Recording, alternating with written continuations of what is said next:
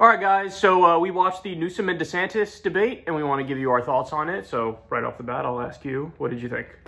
Overall, I thought Newsom performed better. I think Desantis is awkward. I think he was a little outmatched. His faces, man, drive you crazy. They don't really drive me crazy. They mostly just amuse me. But yeah, every time the camera's on him, especially when Newsom is talking, he's doing something weird with his face. Obviously, the questions are totally slanted from Sean Hannity. Yeah. Every single question was slanted to make California look terrible and Florida look as good as possible, etc. That being said, going in, I was sort of like, I don't really know why DeSantis agreed to do this. Like, what does he really have to gain? He's not running against this guy. Isn't it kind of like, not elevate, the opposite of elevating? What is that? De-elevating. Go with that. That sounds good. I like that. It makes him look small to be going against a dude who's not even running for president. But I changed my mind watching it, not because he did so amazing, but he did fine. And I think conservatives probably liked it.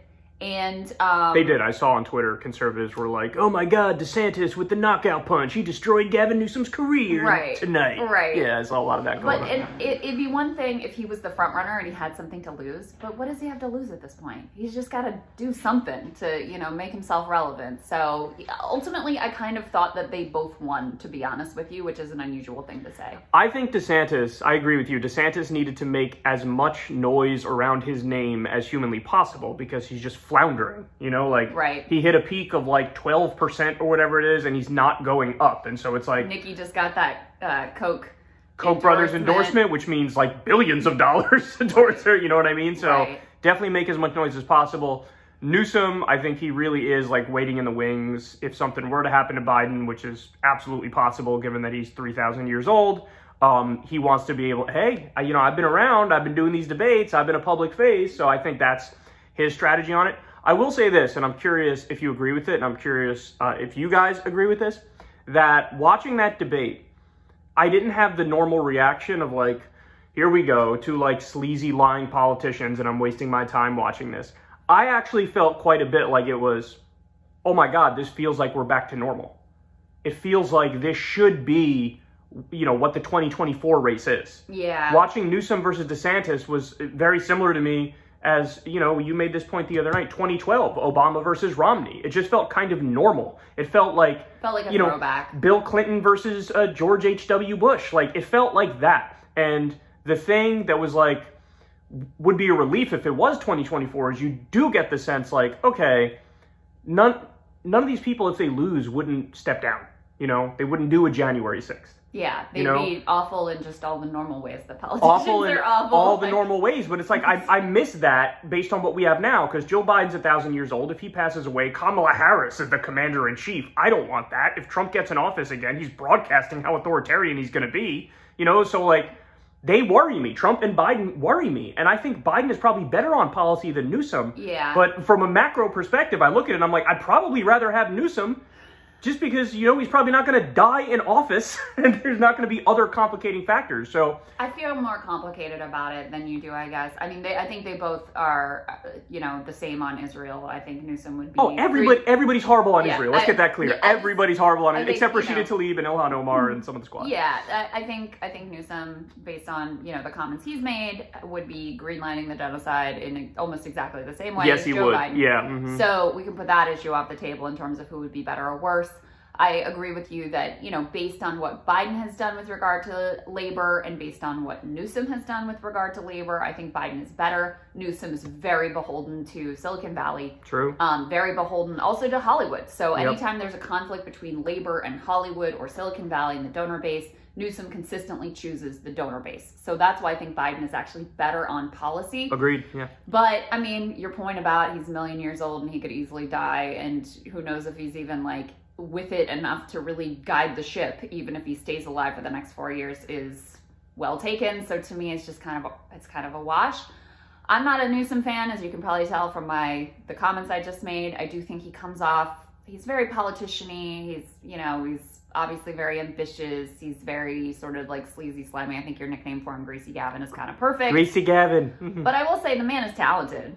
For that genre of politician, he is very talented. And I said this to you last night. It kind of landed for me while I was watching him. a lot of the younger politicians like Cory Booker, Pete Buttigieg, Beto, they all model their cadence on Obama's Yes, it's speaking, so annoying. And it is so annoying and it's so obvious. Newsom actually has a similar cadence to Bill Clinton, which I thought was kind of interesting and I didn't notice until last night. But there was nothing that he couldn't wiggle his way out of. He was obviously very prepared. So slippery, so slippery. Had some great talking points. He was very good at dodging the question without necessarily feeling like, you know, they'd ask him something about crime and he wouldn't respond directly to that, but he would talk about crime just from the angle that he wanted to talk about it. He's good at that. So do I think he's very formidable for 2028 or whatever? Yeah, I do think he's very formidable, especially because he does have such a big donor base behind him and, you know, can credibly make a case to progressives on X and Y and Z issue that he's done things that they would like to. So an example on what you're talking about, they brought up violent crime at one point, and Hannity shows some statistics which makes it look like California is way worse across the board in every respected manner. Right. Like, and so he puts up this chart, and, you know, you're watching this going, I don't know how Newsom's going to wiggle his way out of this one, because that chart seems pretty damning. It's like, violent crime, worse in California than Florida. What do you say in response to that? And he handled it masterfully.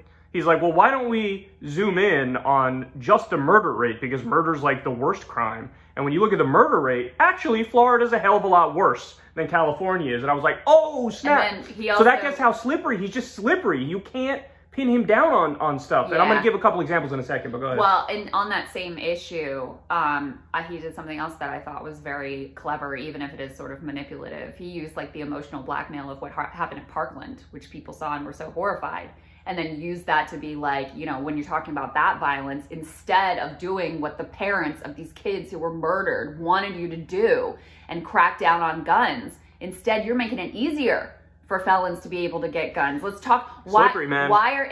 He talked about being tough on gun safety, something like, so it was like tough on crime, but using it to talk about switching it to guns. Gun control. So, yeah, I mean, just as an example of the way. The other thing, because the topics they were going to address were very predictable also. Like, we knew going, okay, they're going to ask about crime, homelessness. COVID. Like, yeah, it was going to be very predictable. Moving out of the state, something Ron DeSantis brought up a million times.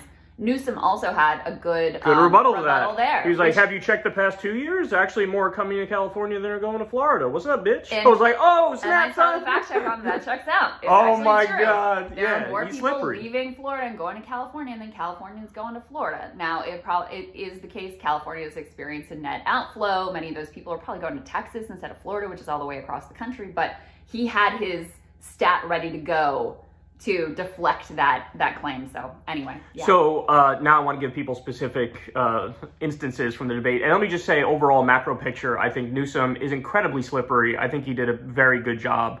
And there are some people on the right who are also being honest and saying, like, man, I'm happy it's not that guy, because I don't know if we'll be able to beat that guy. I saw a lot of that going on Fox News. Yeah.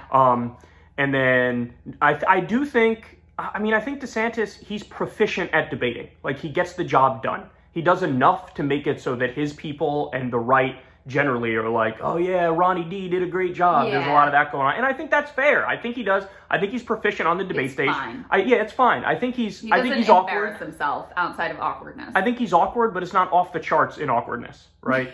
So, but now let me give you some instances during the debate that I thought were interesting. So I'll ask you what you thought of this. Okay. Remember the moment where DeSantis held up the page from Genderqueer? Yeah. And like had it censored?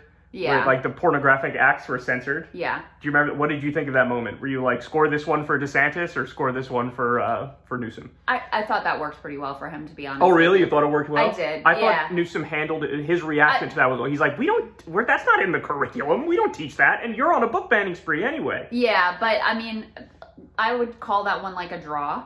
I thought that Newsom parried it pretty well. Although they kept pressing him on like, well, what should this be in a school library? And it was kind of clear he was deflecting that a little bit when he kept going back to like, we don't teach this. It was like, well, that's not exactly the question they're asking. But yeah, I think for who DeSantis is trying to reach, holding up this book and being like, obviously this shouldn't be in a school library. I think that actually does work pretty well for him, which is why he does it routinely on the campaign trail. Apparently he like brings this Genderqueer, but whatever the book is with him all over the place. Newsom brought up, though, that most of the books that are banned are not of that nature. In fact, I remember the PEN America report, I went through it with a fine-tooth comb, and it's only like something like 20% or thereabouts of the books that are banned have things in it that are considered lewd. A lot of it's just violence or race-related stuff. It's like it's true that it was like a book banning spree, and it's stuff that is not what they're pretending it is when he virtue signals like, look, I'm against porn school. And by the way, I also love the thing, we talked about this last night, I'm so against this. Nobody should be able to see this. Let's look at it a little longer. It's the same. They did that on Fox News back when they would fearmonger about spring break. I mean, they'd be like, oh, this is grotesque. Show those titties bouncing more on the screen, please. Yes, like, and Hannity and Bill O'Reilly were classics with that one. The other thing that I've always found kind of absurd about the whole what's in the school library issue is like, these kids are on the internet. Right? OD, bro.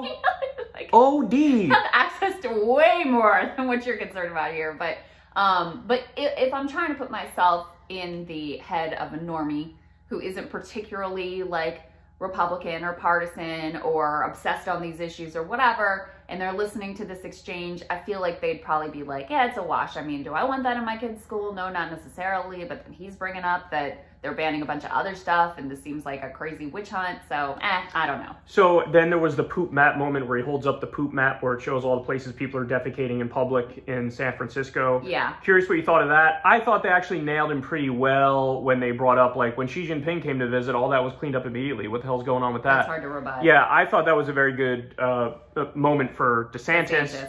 One of the moments I thought was good for Newsom is, DeSantis was doing some virtue signal about, being pro-police and backing the blue, and Newsom goes, I love how he's talking about backing the blue when he dangled pardons for January 6th insurrectionists who were charged with attacking law enforcement. I thought that was a good line. He's good. Like, Newsom has the resistance liberal talking points down well. He also, right at the beginning, he nailed him with this line of like, one thing we do have in common is neither one of us is going to be our party's nominee in 2024. And That's right. Yeah, and he did it a few times where he was like, how's it going for you? How's that campaign going for you? And he said, "What you're down for him pretty well One point he goes, "You're down 41 points to Donald Trump in your home state." Yeah, I was like, oh, bro. Another good moment, which flew under the radar a little bit, was he attacked DeSantis because DeSantis was celebrating $28 million that was coming into Florida. Yeah.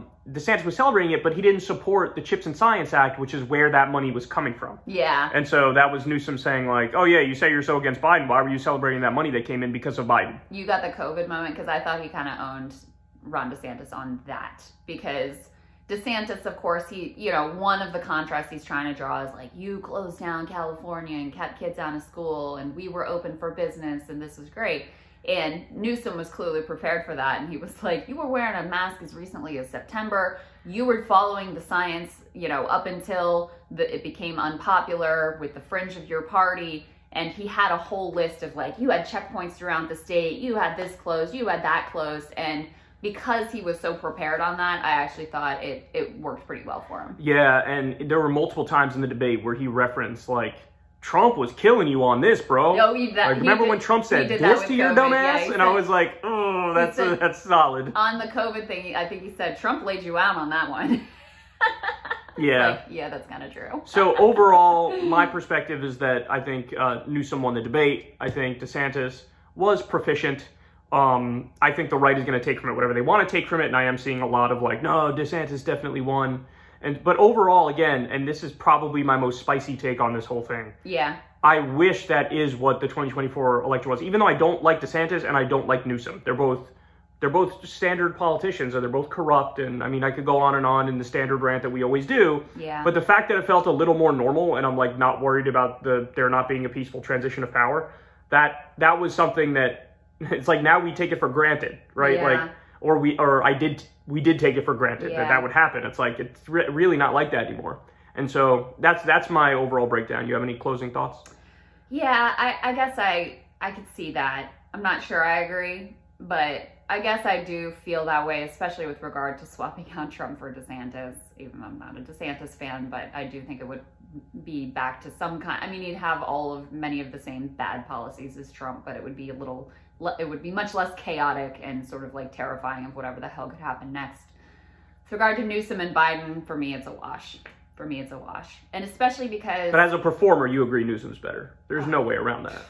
no doubt about Yeah, there's no way around that. No doubt like, about he's not dying. Yeah, you know? he's capable. Right. You know, for what he is, like a quintessential politician with the slick back hair and the whole bit, like, he is very capable. You are not going to throw that man off. He's not going to, you know, be stumbling around for his words. He knows what he's doing in there. There's no doubt about it. And final question, is he going to, if he doesn't run in 2024, yeah, right, and it's not going to happen unless Biden dies or something, right? Yeah. Is he missing his moment? Is it like when 2028 comes around, it's too late? Huh. I don't think necessarily. This guy's had a lot of longevity already. Yeah, and the bench is not very deep, is it, on the Democratic side? I mean, think of who his competitors are. Yeah. You know, I think he's more skilled at, like, the slippery politician thing. I think he's more skilled than Pete. No Agreed. Oh, yeah. Pete comes as smarmy as Newsom comes across. Pete is that on steroids. Yeah. So no, I think he'll probably, this man knows how to hang around. He clearly knows how to make himself relevant in the conversation, even when no one is asking for it. He just survived that whole recall thing. It looked like he was sort of like, you know, not necessarily politically on the ropes. Well, he was against Larry Elder, who's like a right-wing freak. But, you know, he really suffered a political blow over that whole French Laundry restaurant situation. That really was bad, right? It really was bad. Yeah. People hated it in the state. Yep. It was this, you know, perfect symbol of elites doing what they want and separate set of rules for you, etc. And that's done and dusted in the past. He bounced back from that. And so, yeah, I think he's a survivor. I think he'll be around. Yeah, I think that's probably right. All right, guys. Love you. Talk to you soon. Everybody, subscribe to the channel because I got to beat her channel now. She surged in front of me. Congratulations on that, by the way. But I want to repass them. All right, we'll talk to you guys. Bye.